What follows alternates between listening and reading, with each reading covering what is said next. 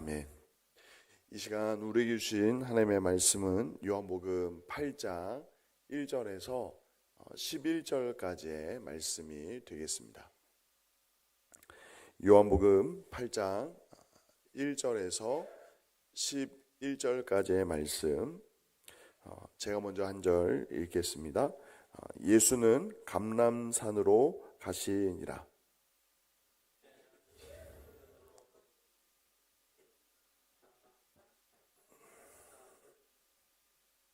서기관과 바리새인들이 음행 중에 잡힌 여자를 끌고 와서 가운데 세우고,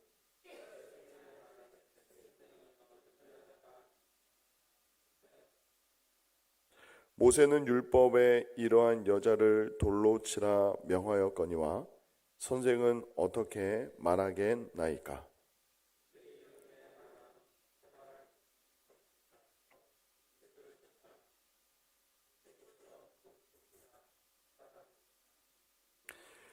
그들이 묻기를 마지 아니하는지라. 이에 일어나 이르시되 너희 중에 죄 없는 자가 먼저 돌로 치라 하시고, 그들이 이 말씀을 듣고 양심의 가책을 느껴 어른으로 시작하여 젊은이까지 하나씩 나가고 오직 예수와 그 가운데 섰는 여자만 남았더라.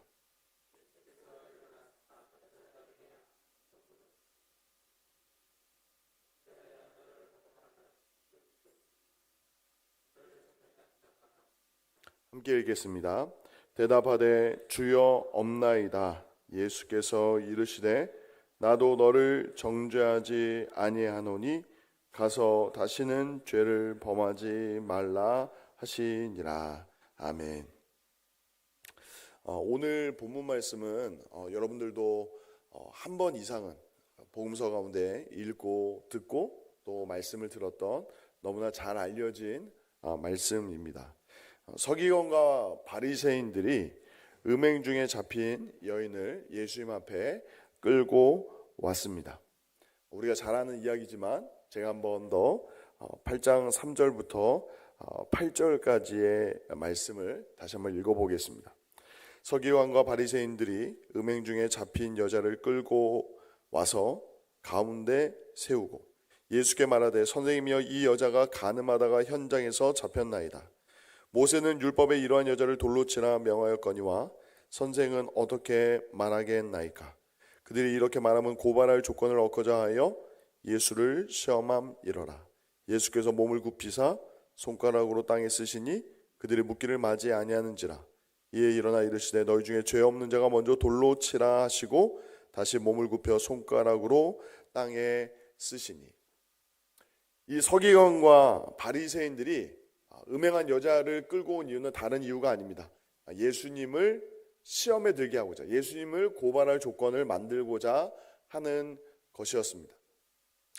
음행한 여자를 만약 그 모세의 율법을 따라 돌로 치라고 예수님이 말씀하셨다면 당시에 로마법에 저촉이 됩니다. 당시의 로마법은 아무리 음행하다 잡힌 여인이라 할지라도 그 사형 집행의 권한을 유대인들에게 주지 않았습니다. 로마 법에 따라서 로마 재판정에서 결정할 부분이지 그 즉각적인 사형을 할 권한이 그들 가운데 없었습니다. 또 만약에 예수님이 그 로마법을 알고 계셨기에 그 모세의 율법을 바로 시행하지 않으셨다면 봐라, 예수님이 모세의 율법을 알고도 그것을 지키지 않았다라고 고발할 이유가 될 것입니다. 그런데 이러한 그들의 의도를 사도 요한이 밝히는 이 이야기 속에 우리가 주목해야 될 것은 그 유대인들, 서기관과 바리새인들의 마음입니다. 마음. 그들의 마음 속에 이러한 계획은 예수님을 넘어뜨리고자, 예수님을 고발할 조건을 갖고자 하는 행동이었지만 이러한 유대인들의 행동이 갖고 있는 근저에는 비교 의식이 있습니다. 도덕적인 우월감이죠. 그들이 예수님을 넘어뜨리고자 한 그 의도 더 깊은 곳에는 나는 적어도 저 정도는 아니다라는 생각이 있는 것입니다. 나는 최소한 저런 죄는 짓지 않는다. 나는 적어도 경건에 이르기 위하여 경건한 신앙생활을 하고 있다라는 마음이 있는 것입니다. 사실은 이 율법 준수의 문제이기보다 그 마음의 더 깊은 곳에 자기 확신이 있는 거죠.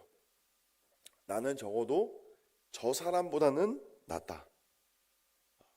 대낮에 음행을 하는 저 여인보다는 적어도 죄가 상대적으로 없다. 하나님 앞에 의롭다라고 생각을 하는 것입니다.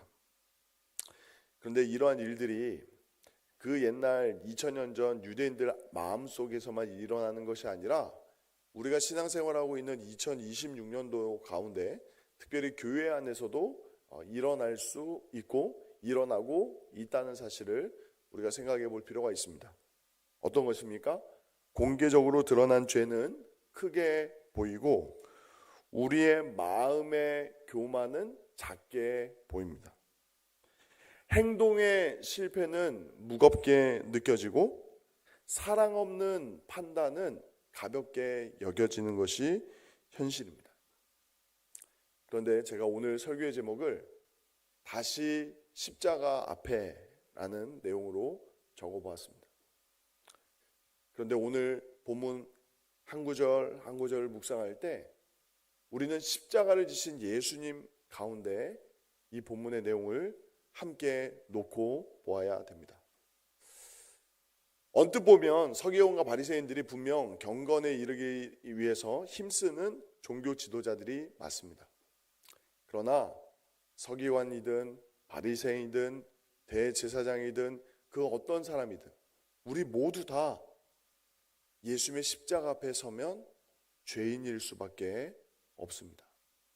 죄라는 것의 정의 자체가 우리가 이 사회의 질서와 안녕을 유지하기 위해서 사회적인 계약에 의해서 만들어진 것이 아니라 성경이 말씀하는 죄의 문제는 우리가 사느냐 죽느냐를 결정하는 그 영원한 생명을 결정짓는 데 있어서 반드시 해결해야 될 죄의 문제의 기준은 우리가 결정하는 것이 아니라 거룩하신 하나님이 결정하시는 것인데 그 거룩하신 하나님 앞에서 그 거룩하신 하나님이 우리의 모든 죄를 해결하기 위해서 이 땅에 보내주신 십자가에 달리신 예수 그리스도 앞에서는 그 누구도 그 어떤 사람도 자신의 거룩함이나 의를 주장할 사람이 없다라는 사실을 이 비교의식 가운데 충만한 서기관과 바리새인들의 행동 앞에서 또 우리 안에 있는 은근슬쩍 갖고 있는 도덕적인 의에 대해서 다시 한번 십자가 앞에 비춰보는 시간이 되기를 원합니다. 두 번째로 이 말씀을 다시 한번 읽어볼 때에 6절에서 8절 말씀은 우리가 같이 한번 읽어보겠습니다. 6절에서 8절 제가 먼저 한 절 읽겠습니다. 그들이 이렇게 말하면 고발할 조건을 얻고자 하여 예수를 시험함이러라. 예수께서 몸을 굽히사 손가락으로 땅에 쓰시니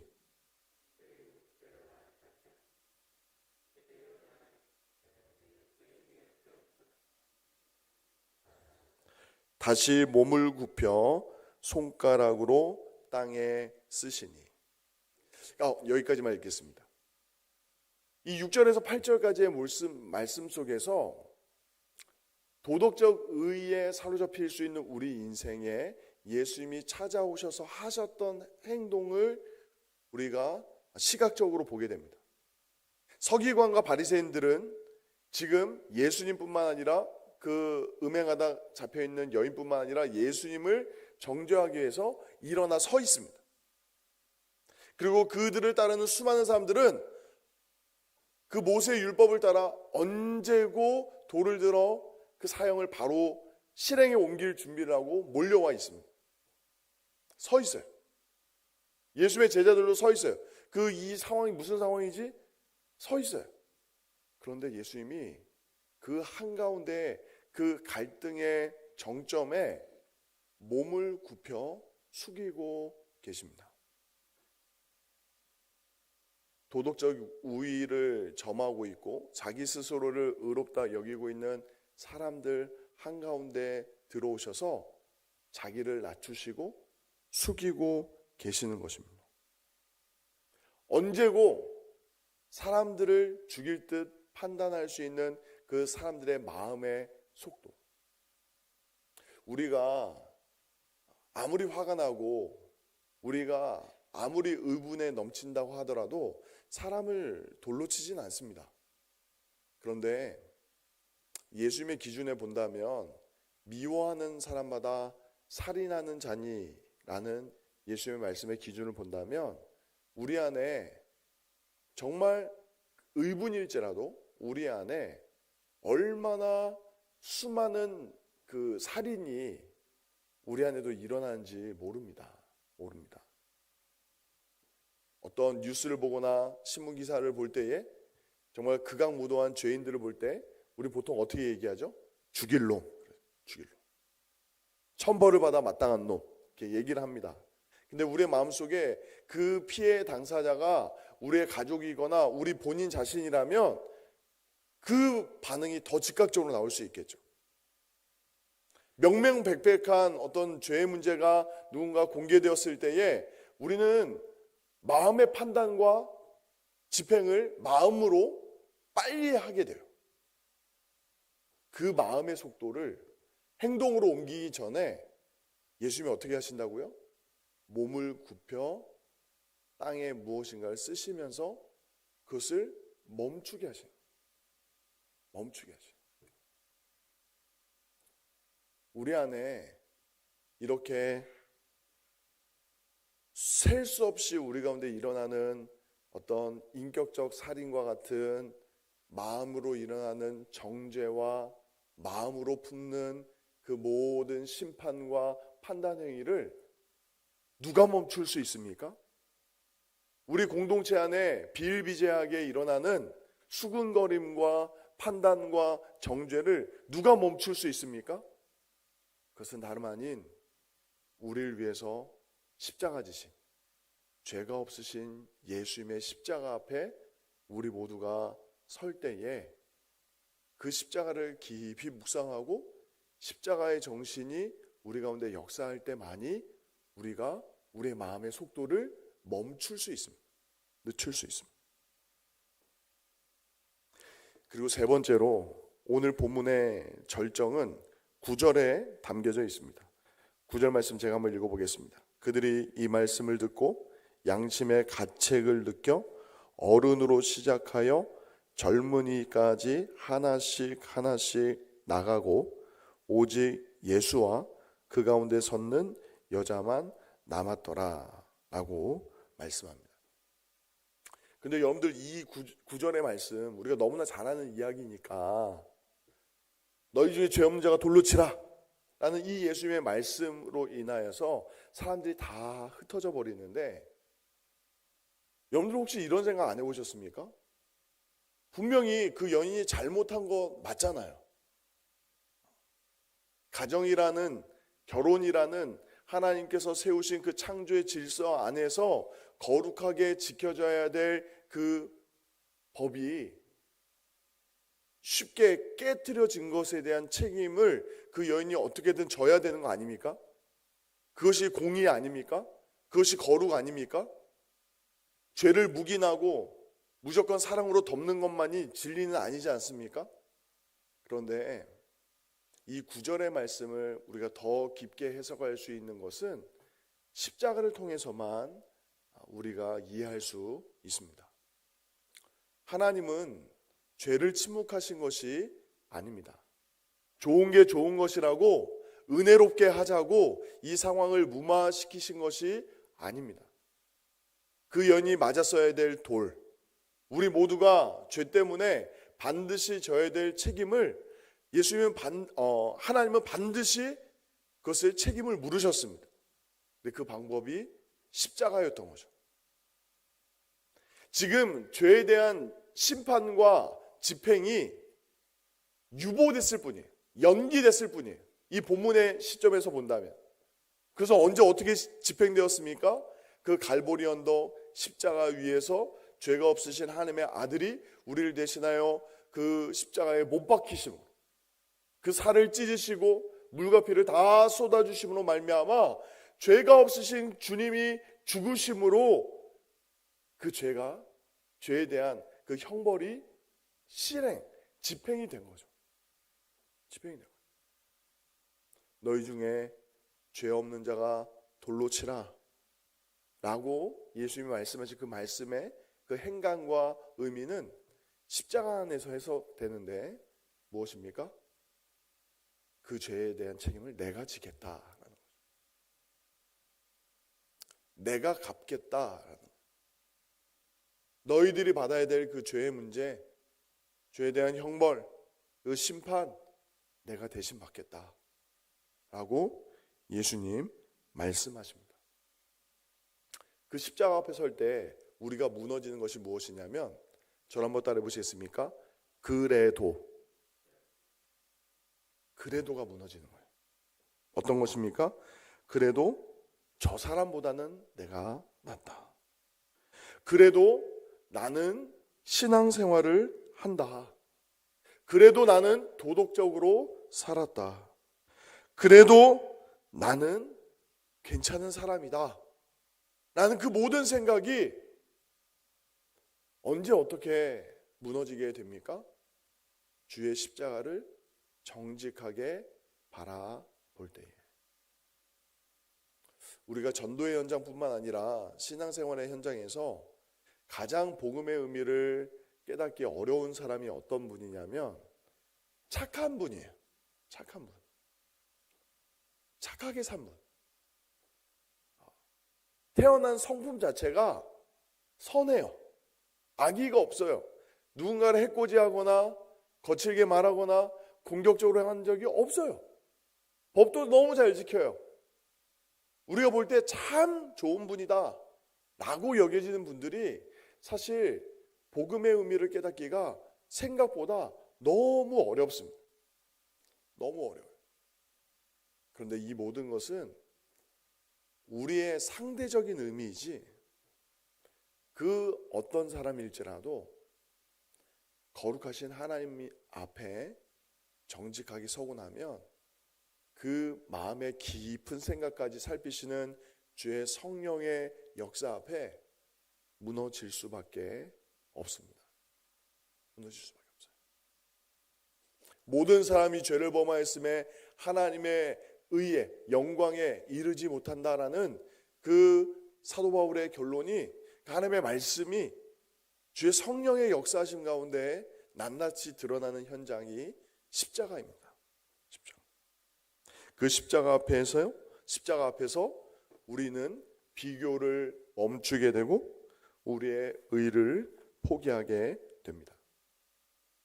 어떤 의미에서 십자가는 우리에게 완전한 절망으로 우리를 이끌게 합니다.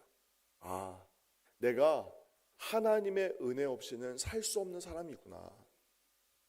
내가 하나님의 용서하심, 하나님의 자비하심을 받지 않고서는 도무지 살 길이 없구나라는 사실을 우리는 십자가 앞에 갈 때만이 비로소 깨닫게 되고, 그 십자가의 은혜 안에서 참된 평안과 위로를 경험하게 됩니다. 그리고 이어지는 말씀 10절과 11절은 우리로 하여금 참된 회복의 은혜를, 용서를 뛰어넘는 새로운 삶의 복음을 10절과 11절에서 보게 됩니다. 예수께서 일어나사 여자 외에 아무도 없는 것을 보시고 이르시되, 여자여, 너를 고발하던 그들이 어디 있느냐? 너를 정죄한 자가 없느냐? 대답하되 주여 없나이다. 예수께서 이르시되 나도 너를 정죄하지 아니하노니 가서 다시는 죄를 범하지 말라 하시니라. 우리는 놀라운 그 십자가의 은혜가 단지 죄를 용서받는 것만으로 오해하는 경향이 있습니다. 그러나 그렇지 않습니다. 십자가의 은혜는 우리의 죄를 깨끗하게 할 뿐만 아니라 우리로 하여금 새로운 삶을 살게 하는 줄 믿습니다. 정죄를 멈추게 하실 뿐만 아니라 새로운 삶의 방향으로 우리를 인도하시는 거죠. 하나님의 사랑, 하나님의 은혜와 긍휼, 그 자비를 경험한 사람은 그 은혜와 자비에 합당한 삶을 살기 위하여 노력하게 되어 있습니다. 여러분들 혹시 주변에 중독에 빠져 있는 분을 보신 적 있습니까? 뭐 중독이라는 것이 어떤 마약 중독, 알코올 중독 같은 사회적으로 도무지 용납할 수 없는 그 격리가 필요한 사람들만 중독이 아니라 우리의 자녀들 가운데 게임에 중독되어 있다든지 어떤 크고 작은 습관에 중독되어 있는 것들을 우리는 많이 보게 됩니다. 아마 이 여인도 어떠한 이유에서든지 이 성적인 범죄에 있어서 자유롭지 못한 환경 가운데 놓여 있는지 모르겠습니다. 우리가 이미 만나보았던 요한복음 4장의 수가성 여인처럼 남편이 5이나 있었던 그 여인의 모습처럼 오늘 이 음행하다가 대낮에 음행을 하다가 잡혀있는 여인도 피지 못할 사정이 죄의 습관과 굴레에 얽매여 있는 그 삶의 자리가 있었던 것 같습니다. 근데 예수님은 십자가의 은혜 가운데 말씀하시죠. 다시는 죄를 범하지 말라. 이 의미 안에는 너 죄지면 너 가중 처벌 받는다. 너 이거 집행유예야. 여기서 만약에 너가 죄를 지으면 형 집행이 진행될 거야. 너 돌로 맞아 죽어. 이걸 말씀하시는 게 아니라 딱 선 그어놓고 너 이 선 넘으면, 너 이 유배지와 같은 이 삶의 영역에서 넘어가면 너 죽어. 그걸 의미하는 게 아니죠. 무엇입니까? 너는 죄를 짓지 않고도 살 수 있어. 너는 용서받은 하나님의 딸이야. 하나님의 아들이야. 하나님의 자녀야. 그 하나님의 은혜와 사랑을 받은 사람답게 살 수 있어. 내가 도와줄게. 라고 말씀하시는 거죠. 여러분들은 이 십자가의 은혜와 사랑을 얼마나 깊이 깨닫고 그것을 삶 속에 적용하고 계십니까? 그런데 특별히 오늘 이 말씀은 우리가 복음 중심의 공동체라는 이 맥락 속에서 함께 생각해 보기를 원합니다. 교회는 어떤 곳이어야 할까요? 교회는 실수하지 않는 공동체가 아니라 다시 일어날 수 있는 공동체가 되어야 합니다. 또 교회는 죄를 숨기고 감추고 무조건 덮어주려고만 하는 공동체가 아니라 사랑의 용기로 죄를 고백하고 인정하고 다시 한번 새로운 삶을 살 수 있도록 다시 한번 격려하고 세워줄 수 있는 사랑과 회복의 공동체가 되어야 합니다. 오늘 말씀 속에서 우리가 너무나 잘 알고 있는 이야기 속에서 우리의 내면을 점검해 보기를 원합니다. 우리의 마음속에 크고 작은 정죄와 판단이 너무나 수없이 많이 일어나고 있지는 않습니까? 같이 신앙생활을 하면서도 어느 장모님은, 어느 권사님은, 어느 집사님은, 저 목사는 이렇다 저렇다. 우리 마음속에 끊임없이 일어나는 그 수많은 판단들을 이제는 십자가 앞에 내려놓을 수 있는 은혜가 있기를 예수님의 이름으로 축원드립니다. 또한 더 나아가서 정말 우리의 자신을 돌아볼 뿐만 아니라 우리의 공동체가 그 어떠한 죄인이 오더라도 그 어떠한 실수와 잘못을 했더라도 정말 성령의 은혜와 그 강권적인 역사심 속에 누군가 죄를 고백했을 때에 그것을 하나님의 마음으로 함께 듣고 진심 어린 기도와 격려로 다시 새로운 삶을 시작할 수 있도록 도울 수 있는 성숙한 공동체가 되기를 예수님의 이름으로